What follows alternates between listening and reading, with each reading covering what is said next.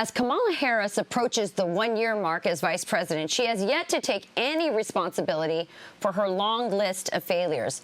And there's a reason for that. She doesn't think anything is her fault. That was made clear in the New York Times article published last month, where insiders say the vice president blames poor media coverage on her gender and race. But Kamala isn't the only one blaming others for her failures. AOC is doing the same thing. The New York Congresswoman got COVID after vacationing maskless in Florida last weekend. But instead of confronting her hypocrisy head-on, she blamed the backlash on Republicans, saying, quote, "Republicans are mad they can't date me." Joining me now to react, former governor of Alaska, Sarah Palin. Governor, always great seeing you. So I just wonder what would have happened when you were getting such a hard time by the media if you had responded and said, just as AOC said, hey, you guys are just all sexually frustrated. You all want to date me. What would have happened? Yeah. Isn't that something? That's pretty creepy, pretty junior high-ish creepy.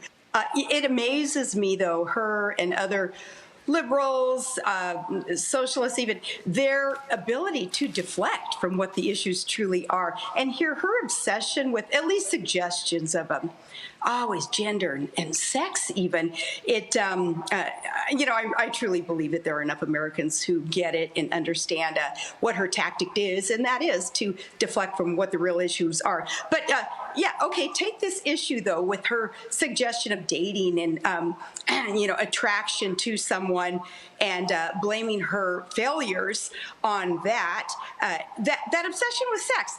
Look how the liberals, Rachel, want to pound that into the public's head, that advertising who is attracted to who, what people do in the privacy of their own bedrooms, all those things that have to do with privacy and sex.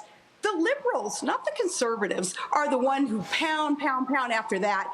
And obviously, it's a tactic so that she doesn't have to be held accountable. It sounds like she hasn't been held accountable for much, maybe in her entire life, so she does not have that foundation of accountability and, that public service heart that is so necessary in order to serve well and be accountable. Yeah, I think you're right. It is a form of deflection. It's also, I think, shows some deep-seated narcissism.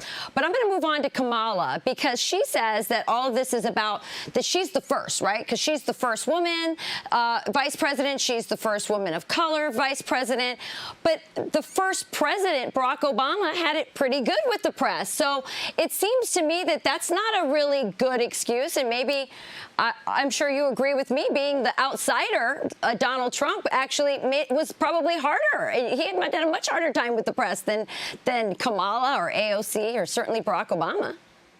Oh, absolutely. And yeah, President Trump did have it much harder. It was always 3 against 1 with Trump. It was the Democrats. It was the press, obviously. And it was the rhinos within the establishment of the party. And yet, look what Trump could accomplish. No, same answer with Kamala and her most recent issues, again, blaming gender, as I had with AOC. Man, these fake feminists who bring the women's movement back so far by channeling everything right on back to, oh, it's our gender, doggone it, people don't like us because we're female. Holy moly. Rachel, I know you, having been raised with just hardworking, that work ethic, that groundedness that I think is so necessary to be a good person and a good public servant. Rachel, perhaps, again, their foundation isn't what is commonplace in the American populace, where, no, gender really doesn't matter. It's the character of who you are. It's your work ethic. I'm really thankful that I was brought up in a place where gender truly has not mattered. And I certainly blame, criticisms on me being female. Shoot, can you imagine if I would have done that all these years? What they'd be saying. Well, you are a trailblazer, Governor. You took the punches very gracefully, and certainly the work ethic you got from Alaska and from living up in those harsh conditions proved itself over and over with you. So we thank you for coming on. You're a great example to women. Appreciate it. Thank you so much, Rachel. You too. Hey, Sean Hannity here. Hey, click here to subscribe to Fox News YouTube page and catch our hottest interviews and most compelling analysis. You will not get it anywhere else.